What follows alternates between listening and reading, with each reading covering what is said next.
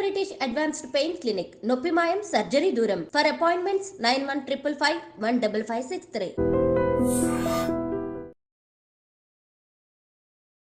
ఈ వీడియోస్లో మీ మాటల్లో ఎక్కువగా హెల్త్ ఏజింగ్ అని చెప్పి వినిపిస్తోంది. అసలు అంటే ఏంటి, అది నిజంగా ఈ మోడర్న్ లైఫ్ స్టైల్లో సాధ్యపడే విషయమేనా? హెల్తీ ఏజింగ్ అంటే మనకి హిస్టరీ ఆఫ్ క్యాన్సర్స్ కానీ, ఇంట్లో హిస్టరీ ఆఫ్ హార్ట్ డిసీజ్ కానీ, డయాబెటీస్ కానీ ఏది లేదు అని అనుకొని, అంటే ఇష్టం ఉన్నట్టుగా తినేయడము, లేకపోతే ప్రాసెస్ ఫుడ్స్ తినేయడము, ఎక్సర్సైజ్ చేయకపోవడము 20s వరకు అలా బాగుంటుంది. కానీ దాని తర్వాత జెనెటిక్స్ ఎంత స్ట్రాంగ్గా ఉన్నా కూడా ఎపిజెనెటిక్స్ అంటాం, అంటే మన లైఫ్ స్టైల్, మన చుట్టూ ఉండే టాక్సిన్స్, పొల్యూటన్స్ అవి ఉన్నప్పుడు రిస్క్ మనకు ఆటోమేటిక్గా అన్ని లైఫ్ స్టైల్ డిసీజెస్కి పెరిగిపోతుంది. అందుకని ఇప్పుడున్న మోడర్న్ లైఫ్ స్టైల్కి కూడా, అంటే స్ట్రెస్ఫుల్ జాబ్స్ కానీ, లేకపోతే సెడెంటరీ జాబ్స్, ఎక్కువ కూర్చొని వర్క్ చేస్తాము, స్లీప్ సరిగ్గా ఉండదు, మన టైమింగ్కి అగెయిన్స్ట్గా వర్క్ చేస్తాము, ఇలాంటివన్నీ ఉన్నప్పుడు, modern changes in lifestyle ఉన్నప్పుడు risk of any disease is high. కాబట్టి ముందు జాగ్రత్తలు తీసుకోవడం, ప్రివెంటివ్ మెజర్స్ తీసుకోవడం చాలా ఇంపార్టెంట్. ఓకే, ఎలాంటి జాగ్రత్తలు ముందుగా? జాగ్రత్తలు అన్నప్పుడు ఎనీ డిసీజ్ ఏదైనా రాకుండా ఉండడానికి ఈ 4 things చాలా ముఖ్యం. ఇప్పుడు నేను చెప్పబోయేవి: 1, స్ట్రెస్ని తగ్గించుకోవడం; 2, స్లీప్ కరెక్ట్గా మెయింటైన్ చేసుకోవడం, హైజీనిక్గా 7 to 8 hours per day; movement, day అంతా యాక్టివ్గా ఉండడం, అంటే లేచి నడవడం, తిరగడం; ఎక్సర్సైజ్ అండ్ న్యూట్రిషన్. ఇవి చాలా ఇంపార్టెంట్. ఏ డిసీజ్ రిస్క్ అయినా తగ్గించుకోవడానికి ఈ 4 to 5 things మనం కంపల్సరీగా చేయాలి.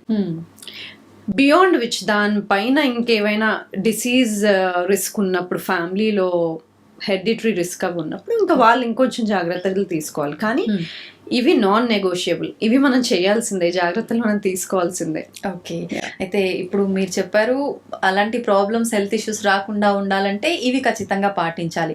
కానీ ఇప్పుడున్న పరిస్థితుల్లో ప్రతి ఒక్కరు కూడా ఇవి కూడా పెద్ద ప్రాబ్లంగా భావిస్తున్నారు. స్ట్రెస్ అనేది తగ్గించుకోవాలి, లేదంటే హెల్త్ ఇష్యూస్ వస్తాయని ప్రతి ఒక్క డాక్టర్ చెప్తారు. కానీ ఎలా తగ్గించాలి అనేది కూడా ఇంకో స్ట్రెస్ లా మారిపోతుంది. ఎలా తగ్గించాలంటారు?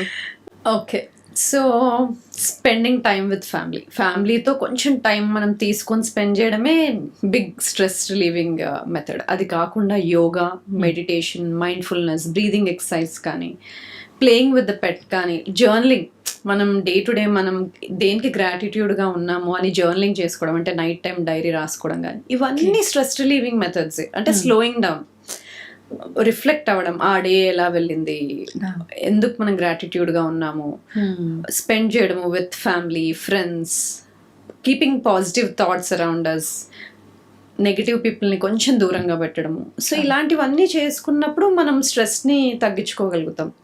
బ్రీదింగ్, యోగా, మెడిటేషన్, వీటికైతే the lot of studies that show reduction in stress.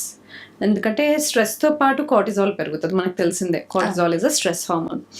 So అప్పుడప్పుడు స్ట్రెస్ ఇస్ వెరీ గుడ్, అంటే దానివల్ల మనం టాస్క్ ఏదైనా ఉన్నప్పుడు ఫినిష్ చేస్తాము, ఫాస్ట్గా ఫినిష్ చేస్తాము, అలర్ట్గా ఉంటాము. సో ఆ టైంలో ఇట్స్ గుడ్. కానీ స్ట్రెస్ కంటిన్యూస్గా ఉండకూడదు, ఎందుకంటే అది ఫైట్ మోడ్లో ఉంటాం కదా. ఆ టైంలో కొంచెం బ్లడ్ షుగర్, బ్లడ్ ప్రెషర్ ఇవన్నీ కూడా పెరుగుతాయి. సో ఆ స్ట్రెస్ రావాలి, ఆ టాస్క్ అకంప్లిష్ అవ్వాలి, స్ట్రెస్ తగ్గిపోవాలి. కానీ మనం కంటిన్యూస్ స్ట్రెస్సెస్ తీసుకుంటూ ఉంటే, మైక్రోడోస్లో మినీ స్ట్రెస్సెస్, లైక్ ఇప్పుడు నాకేమైనా ఫోన్స్ వస్తున్నాయేమో, మెసేజెస్ వస్తున్నాయేమో, ఏమైనా మిస్ అవుతున్నానేమో, క్లినిక్ నుండి కాల్స్ వస్తున్నాయేమో, ఇలాంటివన్నీ మైక్రోడోసెస్ ఆఫ్ స్ట్రెస్సెస్ అనమాట. ఆ టైంలో కూడా మైక్రో ఎరప్షన్స్ ఇన్ కార్టిసాల్, కొంచెం కార్టిసాల్ రైజ్ అవుతూ ఉంటుంది. సో అలా కంటిన్యూస్ స్ట్రెస్లో ఉన్నప్పుడు బాడీ మన ఫర్టిలిటీ మీద, వాటి మీద దృష్టి పెట్టదు, సర్వైవల్ మోడ్లోకి వెళ్ళిపోతుంది. సో అలా continuous stress is not good, ఫర్టిలిటీని ఎఫెక్ట్ చేస్తుంది. సో ఆ డ్యామేజ్ అంతా జరుగుతుంది, సెల్స్లో డ్యామేజ్ జరుగుతుంది. మనకు సెల్స్లో ఎనర్జీ ప్రొడ్యూసింగ్ మైటోకాండ్రియాలు ఉంటాయి, మైటోకాండ్రియా డ్యామేజ్ అవుతాయి. బాడీలో రిపేర్ మెకానిజమ్స్ ఉంటాయి కదా, body is very smart. Damage accumulation అయిన తర్వాత అది క్లియర్ అవుట్ చేయడానికి మనకి రిపేర్ మెకానిజమ్స్ ఉంటాయి న్యాచురల్గా, అవి పాడవుతాయి. So the lot of things that happen with stress. అందుకని స్ట్రెస్ని మిటిగేట్ చేసుకోవడానికి నేను చెప్పిన వాటిలో ఏదైనా ఒకటి వీ షుడ్ ఫాలో.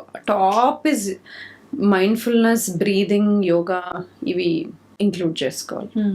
అయితే మనం డైలీ తీసుకునే ఫుడ్ కూడా మనని చాలా రకాలుగా ప్రభావితం చేస్తుందంటారు. స్ట్రెస్కి కూడా ఇది ఫుడ్ ఒక రీజన్ అవుతుందంటారా? This two way link. మనం స్ట్రెస్ఫుల్ గా ఉన్నప్పుడు చాలా రాంగ్ చాయిసెస్ చేస్తాం.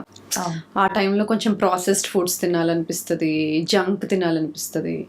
అదే మనం కామ్ గా మైండ్ఫుల్ గా ఉన్నప్పుడు హెల్దీ చాయిసెస్ చేస్తాం ఫుడ్ లో కూడా. So that way. And in return మనం ఇన్ రివర్స్ ఆల్సో, ఆ రోజు జంక్ ఫుడ్స్ ఎక్కువ తిన్నాము, షుగర్స్ ప్రాసెస్డ్ ఫుడ్స్ ఎక్కువ తిన్నాము, ఆ రోజు ఇరిటబుల్ గా ఉండడము, లేకపోతే గట్ ఇష్యూస్ ఉండడము, ఇలా ఉంటాం. అదే మైండ్ఫుల్ గా కూర్చొని ఫుడ్ ఫోన్ లేకుండా హెల్దీగా తిన్నప్పుడు we are more alert. Energy levels crash అవ్వడము అలాంటివన్నీ ఉండవు. So it's both way. Gut brain axis అంటాం కదా, గట్ బ్రెయిన్ ని ఇన్ఫ్లుయెన్స్ చేస్తుంది, బ్రెయిన్ గట్ ని ఇన్ఫ్లుయెన్స్ చేస్తుంది. ఎందుకు ఇలా జరుగుతుంది అంటే మనకి బ్రెయిన్ న్యూరో ట్రాన్స్మిటర్స్ అని ఉంటాయి కదా, డోపమిన్, గాబా, సెరోటోనిన్, ఎపినెఫ్రిన్, ఇలాంటివన్నీ. ఈ న్యూరో ట్రాన్స్మిటర్స్ ఒక 60% to 70% మనకి గట్లోనే తయారవుతాయి. అవి గట్లో తయారవ్వాలంటే దానికి సరిపడా రైట్ కైండ్ ఆఫ్ ఫుడ్ ఇవ్వాలి. ప్రీబయోటిక్ రిచ్ ఫుడ్స్ అంటే కలర్ఫుల్ వెజిటబుల్స్ అండ్ ఫ్రూట్స్, ఇలాంటివి. అవి తిన్నాక ఇవి ప్రొడ్యూస్ చేయడానికి కావాల్సిన సరిపడా గుడ్ బ్యాక్టీరియా ఉండాలి. అవి ఉన్నాయా లేవా, అడిక్వేట్ అమౌంట్లో ఉన్నాయా, దాన్ని బట్టి మంచి న్యూరో ట్రాన్స్మిటర్స్ రిలీజ్ అవుతాయి, మనల్ని హెల్దీగా ఉండే మెటబోలైట్స్ ప్రొడ్యూస్ అవుతాయి. Like short chain fatty acids అంటాం, వెరీ ఇంపార్టెంట్, బ్యూట్రేట్, అసిటేట్, ఇలాంటివి, ప్రోపియోనేట్, ఇలాంటివి హెల్దీ ప్రోడక్ట్స్. మనం వాటికి రైట్ ఫుడ్స్ ఇచ్చినప్పుడు గట్కి gut bacteria, healthy gut bacteria మనకి రైట్ ప్రోడక్ట్స్ ఇస్తాయి, which effects are overall health, happiness, productivity, mood, అవన్నీ అనమాట. So it works both ways. Okay. అయితే న్యూట్రిషన్ అన్నారు, ఇప్పుడు మీరు చెప్పినట్టుగా ఇలాంటి ఒక రకమైన ఫుడ్ తీసుకుంటే సరిపోతుందా, లేదంటే ఇంకా ప్రత్యేకించి న్యూట్రిషన్ అంటే ఎలా తీసుకోవాలి? న్యూట్రిషన్ ఎలా తీసుకోవాలనేది సాధారణంగా అడిగే క్వశ్చన్ ఇది. దీనికి సింపుల్ ఆన్సర్ ఏంటి అంటే, మనం ఏజ్ పెరుగుతున్న కొద్దీ మన ఫుడ్లో నుండి న్యూట్రియంట్ అబ్జార్ప్షన్ తగ్గిపోతుంది. మన గట్లో ఉండే బ్యాక్టీరియా డైవర్సిటీ తగ్గిపోతాయి. డైవర్సిటీ అంటే రకరకాల బ్యాక్టీరియా గుడ్ నెంబర్స్లో ఉండాలి జనరల్గా. కానీ ఏజ్ పెరుగుతున్నప్పుడు ఆ మైక్రోబియల్ డైవర్సిటీ న్యాచురల్గానే తగ్గుతుంది. న్యూట్రియంట్ అబ్జార్ప్షన్, ఫుడ్లో నుండి ఆ న్యూట్రియంట్ లాగే కెపాసిటీ కూడా తగ్గుతుంది. సో అలాంటప్పుడు మనము ఫర్మెంటెడ్ ఫుడ్స్ ఎక్కువగా తినాలి, ఫైబర్ రిచ్ ఫుడ్స్ ఎక్కువగా తినాలి. ఈ రెండు ఎక్కువగా తినాలి ఏజ్ అవుతూ ఉంటే. అంటే ఏంటి ఫైబర్ రిచ్ ఫుడ్స్ అంటే ఏంటి? పీచ్ తో కూడిన ఫ్రూట్స్ అండ్ వెజిటబుల్స్. కలర్ఫుల్. ఎందుకు కలర్ఫుల్ అంటే different colours of vegetables and fruits లో డిఫరెంట్ పాలిఫెనాల్స్ ఉంటాయి. పాలిఫెనాల్స్ అంటే యాంటీ ఆక్సిడెంట్ రిచ్ ఫుడ్స్. అంటే మన బాడీని ఒక ప్రొటెక్ట్ చేసే ఫుడ్ కెమికల్స్ అనేది రాంగ్ వర్డ్. బాడీని ప్రొటెక్ట్ చేసే ఫుడ్ న్యూట్రియంట్స్, ఫైటోకెమికల్స్ ఈ డిఫరెంట్ కలర్స్ వెజిటబుల్స్ ఫ్రూట్స్ లో ఉంటాయి. కాబట్టి మనం డిఫరెంట్ కలర్డ్ వెజిటబుల్స్ తినాలి. వాటితో పాటు ప్రోటీన్ ఇంక్రీజ్ చేయాలి. ఎందుకు? 30 years దాటిన తర్వాత every year we lose at least 1% body mass, muscle తగ్గిపోతూ ఉంటుంది. సో మనం ప్రోటీను పెంచుకుంటూ వెళ్ళాలి, ఫైబర్ పెంచుకుంటూ వెళ్ళాలి, కార్బ్స్ కొంచెం తగ్గించుకుంటూ వెళ్ళాలి. దేని నుండి వచ్చే కార్బ్స్? గ్రెయిన్స్ నుండి వచ్చే carbs.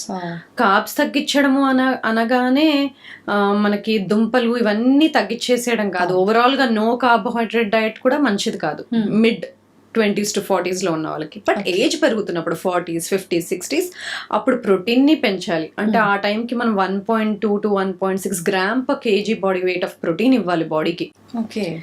With fibre of at least